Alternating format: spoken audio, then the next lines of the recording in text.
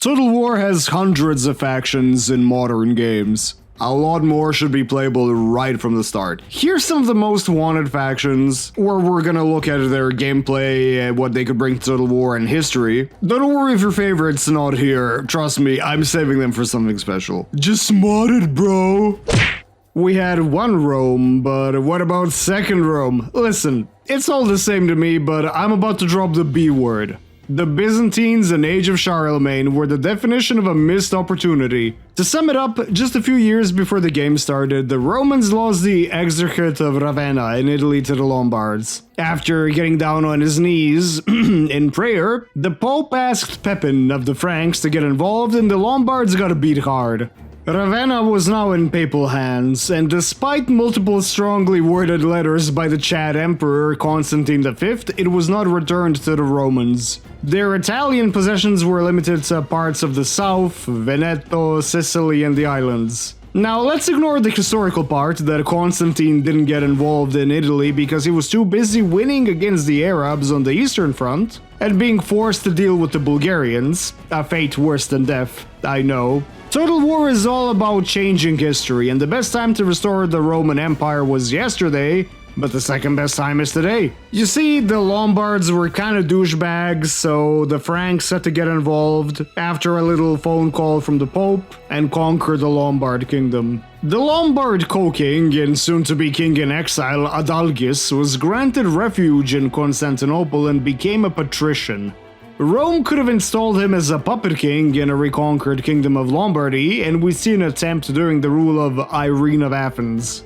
Somebody you definitely do not want to call mommy considering what she did to her son. Spoiler, she had him captured and blinded so brutally that he died most likely from the wounds. The Byzantines sent an expedition that was meant to give Adalgis back his stolen birthright that the Lombards stole from the Romans, who took it back from the Goths, who stole it from the... Do I really have to do this? Creating a stable puppet kingdom in Italy or reintegrating it back into the empire was a great idea on paper. Too bad that they got their asses handed to them by the Lombard dukes of Spoleto and Benevento with some tiny help from the Frankish friends. So there is an absolute case of Byzantine involvement during this time frame, and this is ignoring the marriage proposal. We had Charlemagne's daughter Ortrud and Constantine VI proposed, let alone the two old boomers considering a marriage between each other. As disgusting as it was, who knows what the future would have looked like. Anyway, let's leave speculation aside. What would this mean for gameplay? And then he goes back to speculation. You have an actual threat from the south if you're not playing the Byzantines, and for the player, it's time to restore the glory of Rome. This wouldn't necessarily imply forming a breakaway empire like in the last Roman, unless, you know, you wanted to tax evade Constantinople. The interesting parts here could be recruiting federati troops from the different conquered cultures. As an example, Avars could give you awesome horse archers, or conquering the Lombards could give you, I don't know, clubmen that you just put in shield wall in AFK. The Roman roster already exists in the game, but it's very, very limited. Another gameplay aspect could revolve around the good old iconoclasm, a major religious issue during this time. In fact, the iconoclasm support from so many emperors was what caused the worsening of relations between the Pope and Rome. This could be reflected in missions which would lower or increase public order, diplomatic relations, and perhaps elite to client duchies and kingdoms popping up. After you convince him iconoclasm is the real deal, maybe even the Pope too. Or, you know, they could just all try to kill you. Obviously, I'm using the term Roman and Byzantine interchangeably here, just to avoid any confusion, and I do love confusing you. Speaking of love, if you enjoy videos like this, if you love historical, educational, informative videos, you should subscribe, or I'm gonna send you to Scythia. What the?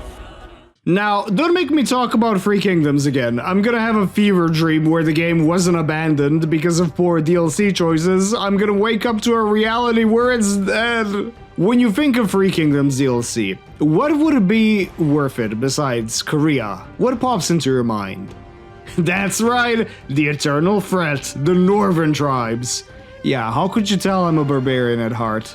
From the devastating wars of the Han and Xiongnu of the past to the modern raids of the Wuhuan and Shanbei, we're gonna have a cavalry storm. When you mention ancient China and nomads together, the first thing people are gonna think of are the Xiongnu. Well, sorry to disappoint ya, but by this point in history, most of the Xiongnu were heavily Sinicized. This doesn't mean there were some tribes that were living the old-fashioned life outside of commanderies. And to the north we have the Wuhuan and the Shanbei, which posed an actual threat as they were constantly raiding and kidnapping Chinese people even. Because of this frequent contact, we see cavalry tactics adopted that could deal with the tribes, and even heavy cavalry appearing in Chinese records much before the Three Kingdoms. In theory has it that some tribes that would end up westward, such as the Yuezhi, were actually remnants of the Xiongnu, or other barbarian confederations.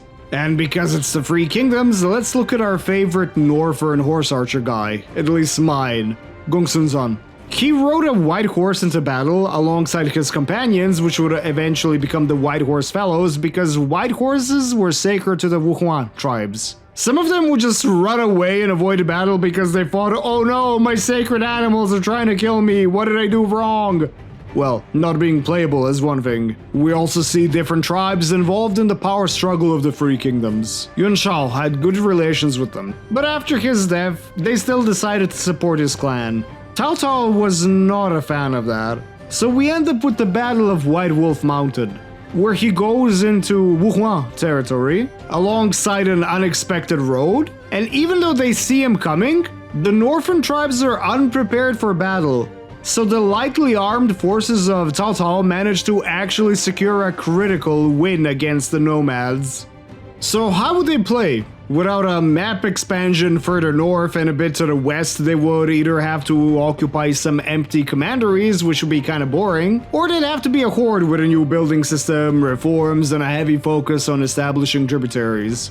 When it comes to the army, obviously we would see all types of cavalry, but we could also have Chinese soldiers and settlers pressed into service, as well as some more savage tribal infantry, just for the gameplay. After you occupy, what do? Maybe you want to rule China the traditional way? Alright, we'll find a way for nomadic people to rule China and a nomad to sit on the throne. I'm sure this is not gonna happen 100 times in history from now. Or you could just burn it down, kidnap and demand tribute because you're a productive member of your own tribal society. And who knows, perhaps you're the next Mudu Chanyu.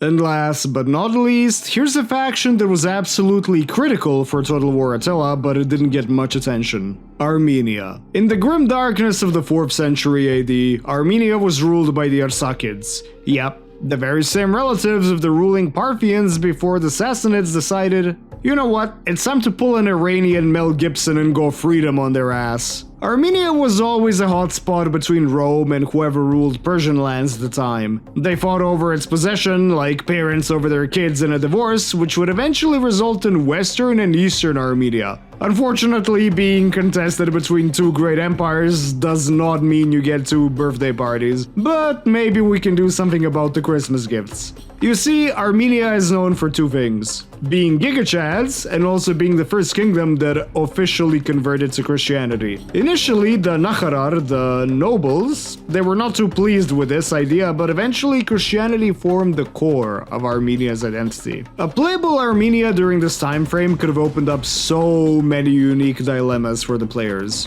For starters, they could be religion related.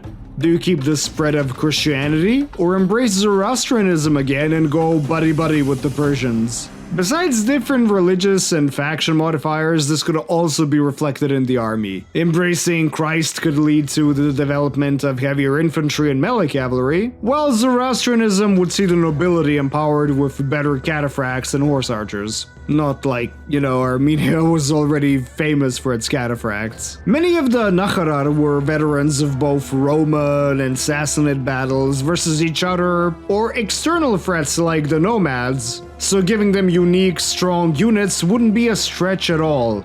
Unlike some factions, hello White Huns or hello Burgundians, I need to sell a DLC real bad. There could have been a unique event where gaining favor over a certain cap with one or the other empire would result in a guaranteed war between them and you having to choose a side, only to come out on top because you played both of them and now you're independent. Not only that, but you expanded Armenia even past Tigranes the Great's wildest dreams. It's a missed opportunity because the location is fantastic, the culture, the history, it's great. And meanwhile, they're the most generic Eastern faction in the game. It's just a crime. Anyway, I hope you enjoyed this little rant about playable factions. There's a lot more coming also on the historical side. I'm gonna start deep delving into the factions more, so don't worry, your favorites will come. Funny word. Anyway, that's it for now. There's a lot more history, a lot more wacky stuff and educational stuff coming your way. If I have it, good for you. And if I don't worry, it's gonna be there. So until the next time...